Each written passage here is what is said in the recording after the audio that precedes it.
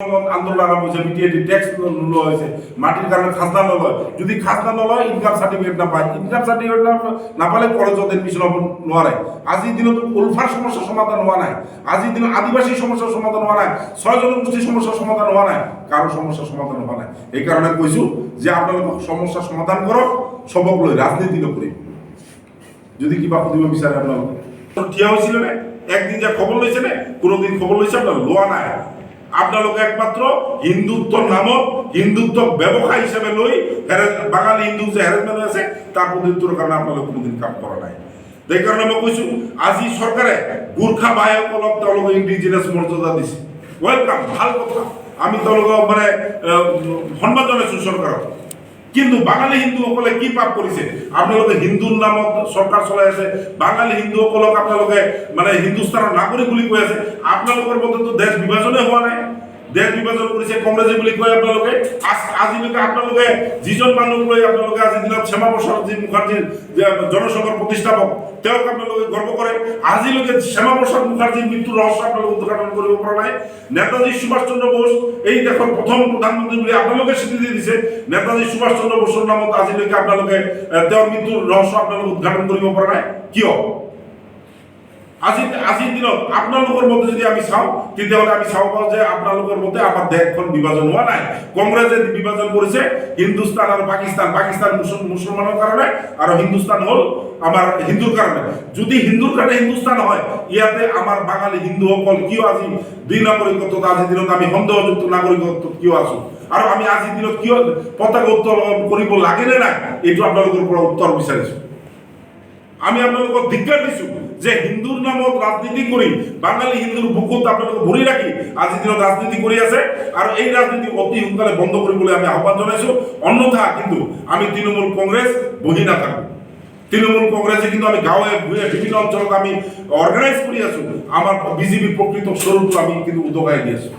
আৰু এটা কথা আপোনালোকক কৈ আছো যে এই বকৰ ভানুমতী বাৰৈ, তেওঁৰ হাজবেণ্ড গোপাল বাৰৈ, কৰিতলি ভিলেজ, এই যে এজনী বৃদ্ধা ইমান নিকৃষ্ট অৱস্থাত লৈ গৈছে অসম প্ৰশাসন, অসম শাসন, এই বৃদ্ধাজনক ট্ৰাইব্যুনেল কোৰ্টত, বকো ট্ৰাইব্যুনেল কোৰ্টত হাজিৰ কৰোৱা হৈছে। কাৰ কাৰণে?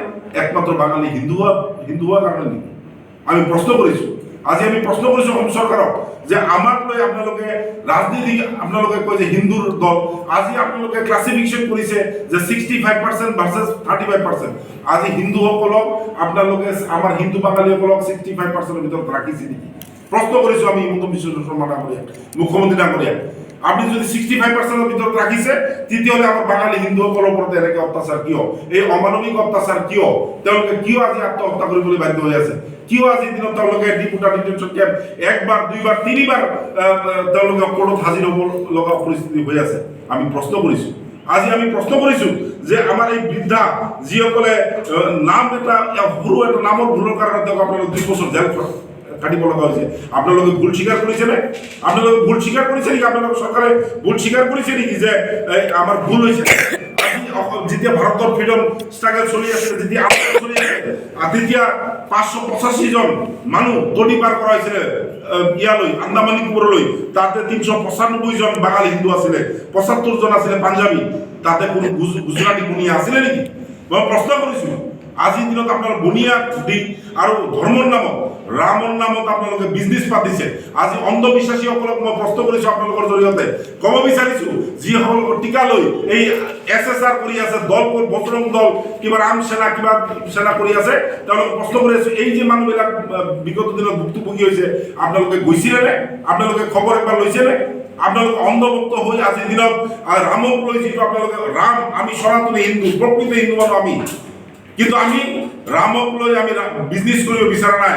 তেওঁ যিটো ৰাম ৰাজ্য প্ৰতিষ্ঠা কৰিব বিচাৰিছিলে, আমি তৃণমূলৰ জৰিয়তে সেই ৰাম ৰাজ্যৰ পৰিকল্পনা আমি কৰিছো। আমি চবক লৈ চলিম, অসমৰ বিভিন্ন ভাষা ভাষী ধৰ্মাৱলম্বীক লৈ আমি চলিম। কিন্তু এনেকৈ অন্ধভক্ত হৈ আজিৰ দিনত আপোনালোকে কেতিয়া জাগিব? এই অন্ধভক্তসকলৰ কাৰণে কৈছো, যিসকলক টীকা লৈ আপোনালোকে আজিৰ দিনত ঘূৰি আছে আৰু ডাঙৰ ডাঙৰ হিন্দুত্ববাদৰ কথা কৈ আছে, আপোনালোকে এই মানুহবিলাকৰ ওচৰত থিয় হৈছিলে নে? একদিন যে খবৰ লৈছে নে? কোনোদিন খবৰ লৈছে? আপোনালোকে লোৱা নাই।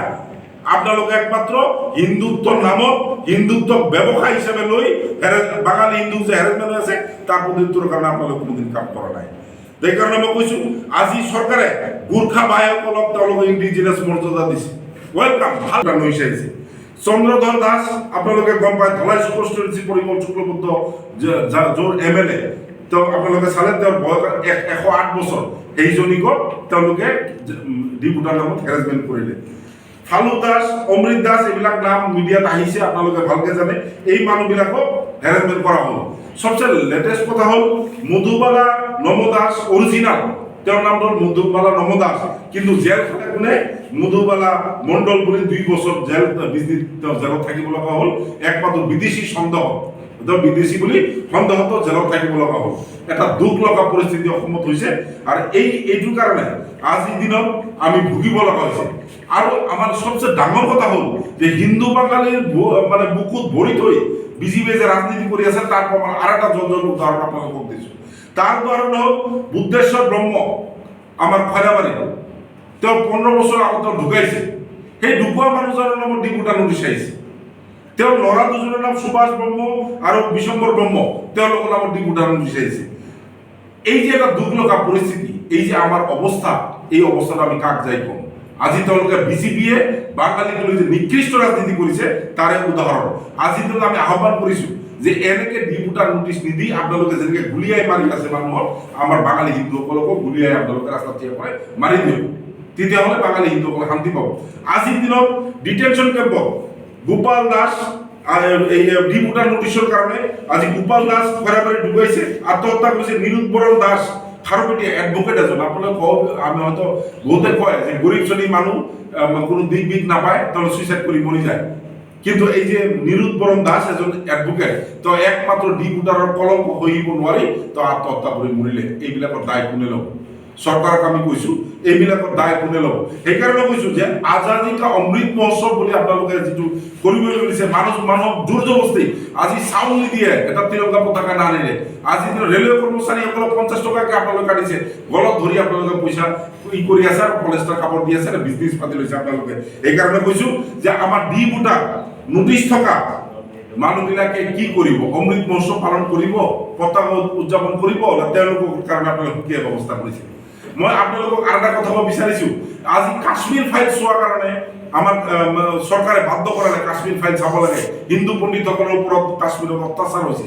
আজিৰ দিনত আপোনালোকৰ জৰিয়তে আমি ডিক্লেয়াৰ কৰিব বিচাৰিছোঁ, মই এটা স্ক্ৰিপ্ট লিখি আছোঁ, দ্য বেংগলী ফাইল চিনা চাম, বাঙালীসকলক লৈ এটা ফাইল বনাই আছোঁ মই, আৰু এইটো ৰাইটাৰ মই। আজি আমাৰ অসমৰে সন্তান গৰিয়া মৰিয়া জলা দেশী ছয়, তেওঁলোকক আপোনালোকে ইণ্ডিজিনাছ বুলি ডিক্লেয়াৰ কৰে, তেওঁলোকে আগৰ পৰাই ইণ্ডিজিনাছ।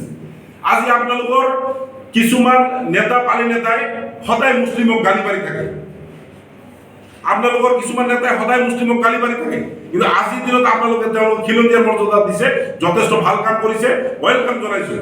আৰু কিছু জনগোষ্ঠীক আপোনালোকে খিলঞ্জীয়া মৰ্যাদা দিব লাগে, তাতে আমাক ক'ব লগা একো পইচা নাই।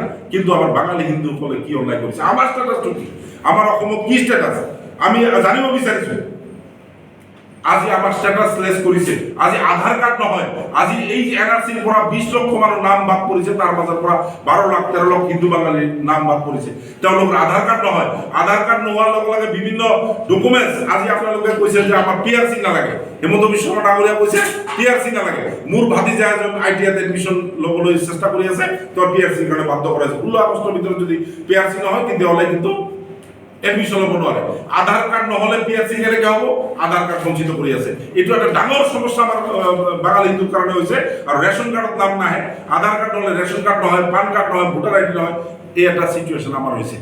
চৰকাৰক আমি দাবী জনাইছোঁ যে আপোনালোকে আমাক কোনটো শ্ৰেণীত ৰাখিব বিচাৰিছে স্পষ্ট কৰিব লাগে, আপোনালোকৰ ষ্টেণ্ড ক্লিয়াৰ কৰিব লাগে। আপোনালোকৰ ষ্টেণ্ড আমি ক্লিয়াৰ পাব বিচাৰোঁ। আজিৰ দিনত পুৰণা বিজেপি এজনো নাই। আপোনালোকে যদি চাবলৈ যায়, পুৰণা আজি আমাৰ বেংগলীৰ মাজত পুৰণা বিজেপি বুলি যদি ক'ব যায়, কবীন্দ্ৰ বড়োকাষ্ট, মিছন ৰঞ্জন দাস, তেওঁলোকে চুপচাপ হৈ আছে, তেওঁলোকৰ কোনো গুৰুত্ব ইয়াতে নাই। আজিৰ দিনত মানে যদি চাবলৈ যায়, নতুন নতুন বিজেপিৰ মানুহ আহি তেওঁলোকে ৰাজত্ব কৰি আছে, আৰু আমাৰ হিন্দু বাঙালীসকলক চাইডলাইন কৰি আছে। আজিৰ দিনত আমাৰ যিবিলাক বিজেপি নেতা আছে, আমি ভাবোঁ তেওঁলোকক পানী চাহ যোগাৰ কৰাৰ কাৰণে ৰাখিছে।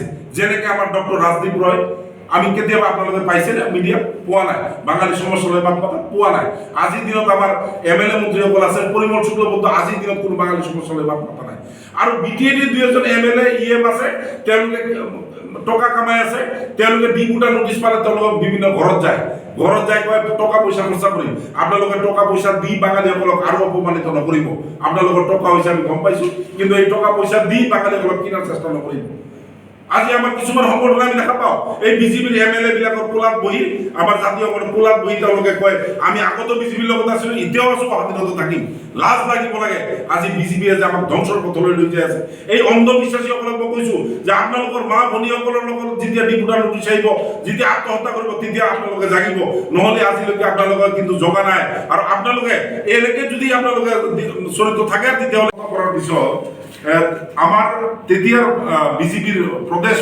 সভাপতি আমাৰ সৰ্বানন্দ সোণোৱাল ডাঙৰীয়া তেখেতৰ ঘৰত গৈছিল যাই তেওঁ ভুল স্বীকাৰ কৰিছিল আৰু তেওঁলোকৰ দায়িত্ব লৈছিল ইণ্টাৰেষ্টিংলি আপোনালোকে জানি শুনিলে মানে আচৰিত হ'ব যে 2022 চনত সেই অকাল ৰাণী নমসূত্ৰৰ নামত আগৰ ডিপুটাৰ নোটিছ আহিল মানে অৰ্জুন নমসূত্ৰৰ মাকৰ নামত তেওঁৰ চিষ্টাৰ অঞ্জলি ৰয় 2015তে ডিপুটাৰ নোটিছ অহাৰ পিছত তেওঁৰ জাজমেণ্ট পোৱাৰ পিছত 2022লৈকে কিন্তু মানে তোর নাম কিন্তু ভোটার লিস্টত উঠা নাই আর তেওঁলোকে কিন্তু আপনার 1965 ভোটার লিস্ট লিগেসি ডাটা গোটাইখিনি নাম আছে তেওঁলোকক সন্নিবিষ্ট আছে আৰু এনআৰসি ফাইনালিস্টত তেওঁলোকৰ নাম আহিছে আৰু এটা কথা আপোনালোকক বিচাৰিছো ঢেকিয়াজুলি ৰেভিনিউ সাৰ্কুলাৰ আন্ডাৰত বৰছলা কছাৰীগাঁও কাশীনাথ মণ্ডল তেওঁৰ ল'ৰা গোবিন্দ মণ্ডল 2016 চনৰ আৰু তেওঁৰ মিছেছ নত সুন্দৰী মণ্ডলৰ নামত ডি ভোটাৰ নোটিছ আহিল তেওঁলোকে 1-1.5 বছৰৰ ভিতৰত তেওঁলোকে জাজমেণ্ট পালে স্বদেশী বুলি আকৌ তেওঁৰ ছোৱালীৰ নামত কৃষ্ণা তেওঁৰ ছোৱালীৰ নাম বাসন্তী মণ্ডল তেওঁৰ নামত ডি ভোটাৰ নোটিছ আহিলে তেওঁ 1 বছৰৰ ভিতৰত জাজমেণ্ট পালে 2018 চনত আকৌ এই আমাৰ ইয়াৰ নামত কৃষ্ণ কাশীনাথ মণ্ডল গোবিন্দ মণ্ডলৰ নামত আকৌ 2018 চনত ডি ভোটাৰ নোটিছ আহিলে আকৌ জাজমেণ্ট 6 মাহৰ ভিতৰত জাজমেণ্ট পালে আকৌ 2019 চনত আকৌ এইটো ফেমিলিৰ নামত মানে 3 বাৰ এটা ফেমিলিৰ নামত ডি ভোটাৰ নোটিছ আহিলে তেতিয়া শোণিতপুৰ এছপিৰ অফিচৰ পৰা লিখিত দিলে যে তেওঁলোকৰ কোনো নামত ডি ভোটাৰ নোটিছ নাই তেওঁ সন্দেহযুক্ত নাগৰিক নহয় তেওঁলোকৰ দায়িত্ব আমি লৈছো কোনে দিলে শাসন প্ৰশাসন আমাৰ এছপি মহোদয় শোণিতপুৰ জিলা এছপি 3 বাৰ এটা ফেমিলিৰ নামত ডি ভোটাৰ অথচ তেওঁলোকৰ নামত ration card D voter Aadhaar card PAN card land document even NRC ফাইনেলিষ্টত নাম আহিছে আজি যিটো আমাৰ চৰকাৰে হিমন্ত বিশ্ব শৰ্মা ডাঙৰীয়া কৈ আছিলে যে আমি প্ৰকৃত ভাৰতীয় হাৰাশাস্তি নকৰোঁ আমাৰ এইটো হিন্দুস্তান হিন্দু ভাই ভনীসকলক হাৰাশাস্তি নকৰোঁ তাৰ এটা জ্বলন্ত প্ৰমাণ টংলা লক্ষী দাস 8 বছৰ আগতে জাজমেণ্ট পালে স্বদেশী বুলি আকৌ তেওঁৰ নামত ডি ভোটাৰ নোটিছ আহিছে চন্দ্ৰধৰ দাস আপোনালোকে গম পায় ধলাই কনষ্টিটুৱেঞ্চি পৰিমল শুক্লবৈদ্য যোৰ এমএলএ তেওঁ আপোনালোকে চালে তেওঁৰ বয়স 108 বছৰ এইজনীক তেওঁলোকে ডি ভোটাৰ নামত হেৰাছমেণ্ট কৰিলে ফালু দাস অমৃত দাস এইবিলাক নাম মিডিয়াত আহিছে আপোনালোকে ভালকে জানে এই মানুহবিলাকক হেৰাছমেণ্ট কৰা হ'ল সবচে লেটেষ্ট কথা হ'ল মধুবালা নম দাস অৰিজিনাল তেওঁৰ নাম হ'ল মধুবালা নম আমাৰ অসম তৃণমূল কংগ্ৰেছৰ উপসভাপতি শ্যামল চৰকাৰ ডাঙৰীয়া তেখেতসকলে আপোনালোকক সম্বোধন কৰিব এটা গুৰুত্বপূৰ্ণ বিষয় লৈ তেখেতৰ প্ৰতি অনুৰোধ জনাইছোঁ তেখেতৰ কথাখিনি সকলো সাংবাদিক বন্ধু বান্ধৱীলৈ মোৰ আন্তৰিক শুভেচ্ছা আৰু ধন্যবাদ আৰু নমস্কাৰ যাচিছোঁ আজি আপোনালোক ইয়াতে পাই মই যথেষ্ট সুখী তো বৰ্তমান ঘৰ ঘৰ তিৰংগা ভাৰতৰ আমাৰ স্বাধীনতাৰ অমৃত মহোৎসৱ চলি আছে তাকে যদি এটা কথা মই ক'বলৈ বিচাৰিছোঁ আজি চাওক যিটো ঘৰ ঘৰ তিৰংগাৰ যিটো ব্যৱস্থা আমাৰ চৰকাৰে কৰিছে বা আমিও মনৰ পৰা তিৰংগাৰ প্ৰতি যথেষ্ট সন্মান আছে আৰু আমাৰ এইটো ঘৰ ঘৰ তিৰংগাৰ ওপৰত যাই মই ক'ব বিচাৰিছোঁ 8 দিন তিৰংগা চবৰ মনত তিৰংগা থাকিব লাগে কিন্তু মোৰ এটা প্ৰশ্ন আজিৰ দিনত আপোনালোকৰ যোগে কৰিব বিচাৰিছোঁ যে অসমত বাঙালী হিন্দুসকলক লৈ যিটো নিকৃষ্ট ৰাজনীতি আমাৰ অসমৰ বিজেপি তথা ভাৰতৰ বিজেপিয়ে কৰি আছে আজি সেই ৰাজনীতিৰ উত্তৰ দিবলৈ বাঙালীসকলক মই আহ্বান জনাইছোঁ আৰু তাত আজি আপোনালোকৰ জৰিয়তে এটা কথা ক'ব বিচাৰিছোঁ। আপোনালোকে জানে যে 2012 চনত 2014 চনত নৰেন্দ্ৰ মোদী 23 ফেব্ৰুৱাৰী বৰাক বিকাশ সন্মিলনত শিলচৰ ৰামনগৰত কৈছিলে যে অকালৰাণী নমশূদ্ৰৰ ল'ৰা অৰ্জুন নমশূদ্ৰ 2012 চনত ছুইচাইড কৰিছিলে ডিপুটাৰ নটিছৰ কাৰণে। তেতিয়া নৰেন্দ্ৰ মোদী 2014 কৈছিলে যে এই অৰ্জুন নমশূদ্ৰৰ যিটো আত্মবলিদান, তেওঁ যিটো ছুইচাইড কৰিছে, এইটো আমি আত্মবলিদানহে ধৰিছোঁ, আত্মহত্যা কৰা নাই। আৰু তাৰ পৰিপ্ৰেক্ষিতত যদি আমি চৰকাৰত আহোঁ তেতিয়াহ'লে আমি ডিটেনশ্যন কেম্প আমি ঘূৰিয়াই ভাঙি দিম, যাক লৈ অসমত বিৰাট এটা বিতৰ্ক হৈছে। আজিৰ দিনত মই ক'ব বিচাৰিছোঁ এই কাৰণে যে অসম এটা প্ৰদেশৰ বা এটা দেশৰ ৰজা যদি মিছলীয়া হয় তেতিয়াহ'লে দেশৰ প্ৰজা কেনেকৈ বাচিব পাৰে? তেওঁলোকে যিটো ৰাম ৰাজ্য তেওঁলোকে কৰিব বিচাৰিছে, ৰামৰ নামত যিটো ৰাজত্ব কৰিব বিচাৰিছে, আজি ৰামে কি বিচাৰিছিলে যে সকলোৰ সমান অধিকাৰ, শান্তিপূৰ্ণভাৱে জীয়াই থকাৰ অধিকাৰ, ৰামে এটা ৰাম ৰাজ্য প্ৰতিষ্ঠা কৰিব বিচাৰিছিলে। কিন্তু আমি তাৰ উল্টাহে দেখিবলৈ পাইছোঁ যে ৰাম ৰাজত্ব ইয়াতে হোৱা নাই, ইয়াতে আমাৰ বাঙালী হিন্দুসকলক নিঃশেষ কৰাৰ এটা ষড়যন্ত্ৰত বিজেপি লিপ্ত হৈছে। কোলাত বহি আমাৰ জাতীয়কৰণ কোলাত বহি তেওঁলোকে কয় আমি আগতো বিজেপিৰ লগত আছিলোঁ, এতিয়াও আছোঁ, স্বাধীনতা থাকিম। লাজ লাগিব লাগে আজি বিজেপিয়ে যে আমাক ধ্বংসৰ পথলৈ লৈ যাই আছে। এই অন্ধবিশ্বাসীসকলক মই কৈছোঁ যে আপোনালোকৰ মা ভনীসকলৰ লগত যেতিয়া ডিপুটাৰ নোটিছ আহিব, যেতিয়া আত্মহত্যা কৰিব, তেতিয়া আপোনালোকে জাগিব, নহ'লে আজিলৈকে আপোনালোকে কিন্তু জগা নাই। আৰু আপোনালোকে এনেকে যদি আপোনালোকে চৰিত্ৰ থাকে তেতিয়াহ'লে এটা কাম কৰা ভাল, এই 2 লাখ 5 লাখ টকা 10 লাখ টকা ঠিকাৰ কাৰণে বিজেপি কৰিব নালাগে। আপোনালোকে চেলুনৰ কাম কৰা ভাল, যথেষ্ট ভাল কাম, এটা সামাজিক কামো হ'ব, ইনকামো হ'ব, তাকে কৰক। জাতিক লৈ কিয় আপোনালোকে ৰাজনীতি কৰি আছে? তাৰপিছত মই কৈছোঁ যে এটা কথা কিন্তু আমাৰ মোৰ ষ্টেণ্ড ক্লিয়াৰ, মই তৃণমূল কংগ্ৰেছ কৰি আছোঁ, অহা দিনত কৰিম। এই অসমৰ মানে সকলো জাতি জনগোষ্ঠীক লৈ তৃণমূল কংগ্ৰেছৰ প্ৰতি মা মাটি মানুহৰ দলক কেনেকৈ প্ৰতিষ্ঠা কৰিব পাৰি, আমাৰ বৰিষ্ঠ নেতা আমাৰ ৰিপুণ বৰা ডাঙৰীৰ নেতৃত্বত আমি কাম কৰিম। আৰু এটা কথা স্পষ্টকৈ মই কৈছোঁ যে জাতি আগত, তাৰপিছত কিন্তু ৰাজনীতি।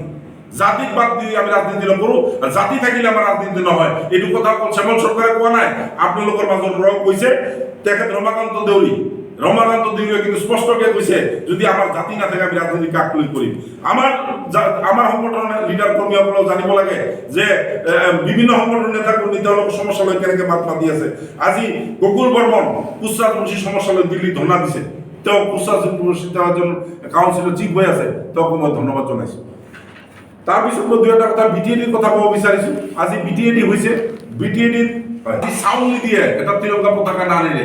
আজি ৰেলৱে কৰ্মচাৰীসকলক 50 টকাকৈ আপোনালোকে কাটিছে, গলত ধৰি আপোনালোকে পইচা কৰি আছে আৰু পলেষ্টাৰ কাপোৰ দি আছে, বিজনেছ পাতি লৈছে আপোনালোকে। সেইকাৰণে কৈছোঁ যে আমাৰ ডিপুটাৰ নোটিছ থকা মানুহবিলাকে কি কৰিব? অমৃত মহোৎসৱ পালন কৰিব, পতাকা উদযাপন কৰিব, না তেওঁলোকৰ কাৰণে আপোনালোকে কি ব্যৱস্থা কৰিছে?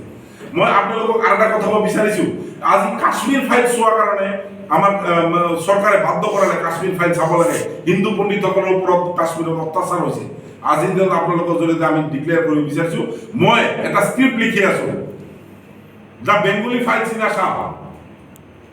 বাঙালীসকলক লৈ এটা ফাইল বনাই আছোঁ মই, আৰু এইটো ৰাইটাৰ মই। আজি আমাৰ অসমৰে সন্তান ইয়াতে হিৰো হ'ব বা অসমৰ সন্তানে ইয়াতে আৰ্টিষ্ট হ'ব, আমিয়ে লগত থাকিম। আমি এটা স্ক্ৰিপ্ট লিখি আছোঁ, আৰু স্ক্ৰিপ্টটো আমি অতি সোনকালে চৰকাৰক ক'ম। আপোনালোকে চাব যে বাঙালী হিন্দুসকলক আপোনালোকে কেনেকৈ অত্যাচাৰ কৰি আছে, তাৰ উত্তৰ আপোনালোকে যে নিকৃষ্ট ৰাজনীতি কৰি আছে তাৰ প্ৰমাণ আজি আমি জলপটকৈ আপোনালোকক দি দিম। আজি আমি কটন ইউনিভাৰ্চিটিত চাম বাঙালীসকলক কেনেকৈ প্ৰতাৰণা কৰি আছে। হিমন্ত বিশ্ব শৰ্মা ডাঙৰীয়া যেতিয়া আমাৰ এডুকেশ্যন মিনিষ্টাৰ আমাৰ প্ৰশান্ত কুমাৰ চক্ৰৱৰ্তী যেতিয়া আমাৰ তাতে হেড অফ দ্য ডিপাৰ্টমেণ্ট, তাৰ পৰা বাংলা মিডিয়ামটো উঠাই দিয়া হ'ল, মেজৰ ডিপাৰ্টমেণ্টটো উঠাই দিয়া হ'ল।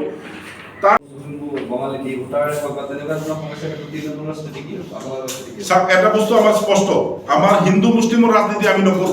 হিন্দু মুছলিমক লৈ ৰাজনীতি কৰা তৃণমূলৰ দল ৰাজনীতি নকৰে। আমি NRCক লৈ যিসকলৰ প্ৰকৃত ভাৰতীয় মানুহৰ নাম বাদ পৰিছে, NRCক লৈ তাতে সকলোকে NRC সাঙুৰি লোৱাৰ কাৰণে আমি দৰকাৰ হ'লে আমাৰ ষ্টেণ্ড ক্লিয়াৰ, সকলোকে সাঙুৰি ল'ব লাগে। আৰু সকলোকে আধাৰ কাৰ্ড যিসকলৰ বঞ্চিত হৈছে তেওঁলোকে আধাৰ ব্যৱস্থা কৰি দিব লাগে। আৰু হিন্দু বাঙালী আৰু মুছলিম বাঙালী যিটো কথা আপোনালোকে কৈছে, মই বাজে কথা কৰিছোঁ।